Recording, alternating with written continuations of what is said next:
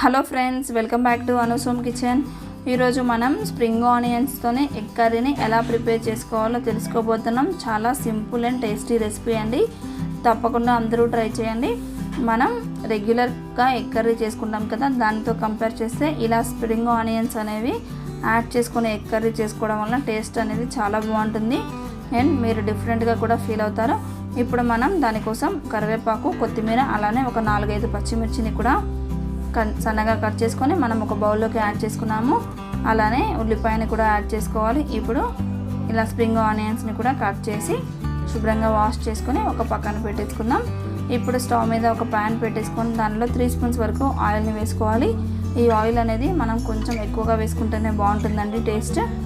ఇప్పుడు ఇలా వేసుకున్న తర్వాత మనకి ఆయిల్ వేడైన తర్వాత మనం దీనిలోకి వెల్లుల్లిని యాడ్ చేసుకోవాలి. ఇప్పుడు ఒక 5-6 వెల్లుల్లి రెబ్బలను తీసుకొని ఇలా రోటిలోకి యాడ్ చేసుకొని వీటిని లైట్గా దంచుకుంటే సరిపోతుంది. ఇవి మనకి మరీ మెత్తగా అవ్వాల్సిన అవసరం లేదు కాబట్టి పైన దంచుకుంటే సరిపోతుంది. ఇలా దంచుకున్న తర్వాత మనం ఇప్పుడు దీన్ని ఒక పక్కన పెట్టేసుకుందాం. ఇప్పుడు మనకి నూనె కూడా వేడైపోయింది కదా, ఆ నూనెలో మనం 1 స్పూన్ వరకు జీరాని యాడ్ చేసుకోవాలి. ఇప్పుడు దంచుకున్న వెల్లుల్లిని కూడా యాడ్ చేసుకుందాం. ఇప్పుడు దీనిలోనే 1 స్పూన్ వరకు పసుపును కూడా యాడ్ చేసుకోవాలి. ఇప్పుడు దీనిలో సన్నగా తరిగిన ఉల్లిపాయ ముక్కల్ని కూడా యాడ్ చేసుకుందాం. అలానే సన్నగా కట్ చేసుకున్న పచ్చిమిర్చి ముక్కల్ని కూడా వేసుకుందాం. ఇదంతా మనం ఒకసారి మంచిగా మిక్స్ చేసుకోవాలి. ఇలా మిక్స్ చేసుకున్న తర్వాత మనం దీనిలోకి కరివేపాకును కూడా యాడ్ చేసుకోవాలి. ఇలా కరివేపాకును యాడ్ చేసుకున్న తర్వాత కూడా మరొకసారి మంచిగా మిక్స్ చేసుకొని ఇప్పుడు మనం స్ప్రింగ్ ఆనియన్స్ని కూడా దీనిలోకి యాడ్ చేసుకుందామండి. ఇలా స్ప్రింగ్ ఆనియన్స్ని యాడ్ చేసుకున్న తర్వాత మనం ఒకసారి మంచిగా మిక్స్ చేసుకొని ఇప్పుడు దీనిలో కొంచెం ఉప్పును వేసుకుందాం. మనం త్వరగా మగ్గడానికని ఇక్కడ కొంచెం ఉప్పును వేసుకుంటున్నాము. ఇలా ఉప్పును వేసుకున్న తర్వాత మరొకసారి మంచిగా మిక్స్ చేసుకొని స్టవ్ అనేది సిమ్లోనే పెట్టుకొని ఒక 5 మినిట్స్ పాటు ఇలా లో ఫ్లేమ్లోనే కుక్ చేసుకోవాలి. ఒక 5 మినిట్స్ తర్వాత మనకి ఇలా మగ్గిపోయి ఉంటుంది కదా, ఇప్పుడు మనం ఇదంతా మరొకసారి మంచిగా మిక్స్ చేసుకొని తీసుకున్న 5 ఎగ్స్ని మనం ఇలా పగలగొట్టి దీనిలోకి యాడ్ చేసుకోవాలి. మనం ఎగ్స్ని యాడ్ చేసి మనం ఏమి కలుపుకూడదు. ఇలా 5 ఎగ్స్ ఇలా మనం అన్ని ఎగ్స్ని యాడ్ చేసుకున్న తర్వాత మనం స్టవ్ అనేది లోలోనే ఉంచి మూత పెట్టి మరొక 5 మినిట్స్ పాటు ఇలా కుక్ చేసుకోవాలి.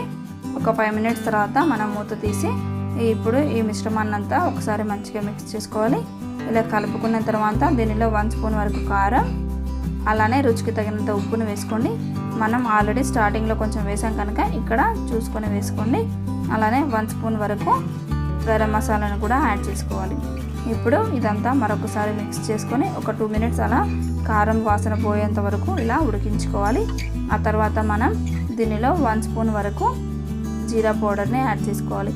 మనం జీరాని డ్రై రోస్ట్ చేసుకొని దానిని మిక్స్ చేసుకుంటే ఆ పౌడర్ అనేది చాలా బాగుంటుందండి ఇలా కర్రీస్లో వాడుకుంటే. ఇప్పుడు దీనిలో కొంచెం కొత్తిమీరను కూడా వేసుకుందాం. ఇదంతా మరొకసారి మంచిగా మిక్స్ చేసుకొని ఒక 2 మినిట్స్ అలా కుక్ చేసుకొని మనం ఇప్పుడు స్టవ్ కట్టేసి దీన్ని సర్వింగ్ బౌల్లోకి సర్వ్ చేసుకుందాం. చూసారు కదా, చాలా టేస్టీగా ఉంటుంది.